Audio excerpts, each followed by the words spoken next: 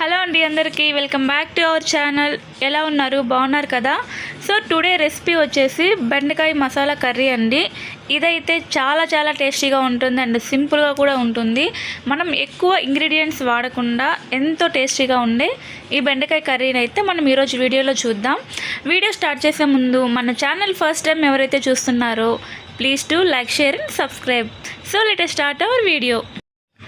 So ముందుగా stove on చేసి కడాయి పెట్టేసుకొని అందులో 2 టేబుల్ స్పూన్ ఆయిల్ అయితే వేసుకోవాలి. ఆయిల్ హీట్ అవ్వగానే కొంచెం మీడియంగా కట్ చేసినటువంటి బెండకాయ ముక్కలను అయితే అందులో వేసేసేయాలి.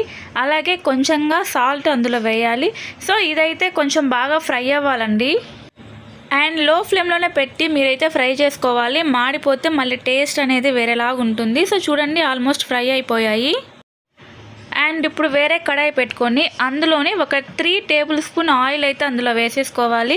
తర్వాత మన పోపు ఐటమ్స్ అయితే అందులో వేసేసుకోవాలి. అలాగే ఒక మీడియం సైజ్ ఆనియన్స్ అయితే చిన్న ముక్కలుగా కట్ చేసి అందులో వేసేసేయాలి. ఒక పచ్చిమిర్చి అయితే వేసుకోండి, ఇది పూర్తిగా ఆప్షనల్.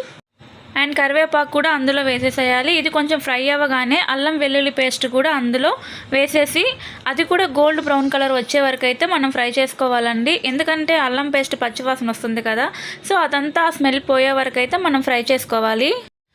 సో ఇలానే ఒక 2 మినిట్స్ ఫ్రై చేస్తే సరిపోతుంది, ఎందుకంటే ఎక్కువ టైం అవసరం లేదండి.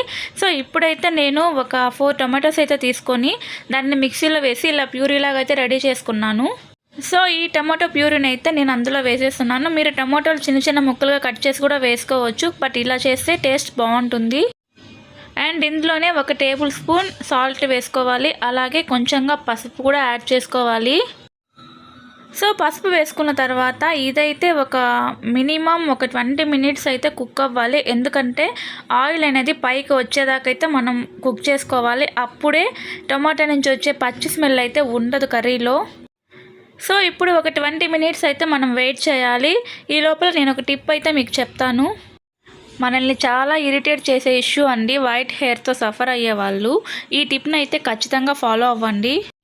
ప్రజెంట్ ఇప్పుడు ఓవర్ వెయిట్తో చాలామంది అయితే సఫర్ అవుతున్నారు. సో వాళ్ళకైతే నేను చెప్పే ఫస్ట్ థింగ్ ఏంటంటే, ఎటువంటి అవగాహన లేకుండా డైటింగ్ అయితే అస్సలు చేయకండి. సో నేను చెప్పేది ఏంటంటే, మార్నింగ్ ఈవినింగ్ వాకింగ్ అయితే కంపల్సరీ చేయండి. కుదిరితే జస్ట్ కొంచెంగా వర్కౌట్ కూడా చేయాలి. అలాగే 4 to 5 లీటర్స్ మార్నింగ్ నుంచి ఈవినింగ్ వరకు అయితే తీసుకోండి.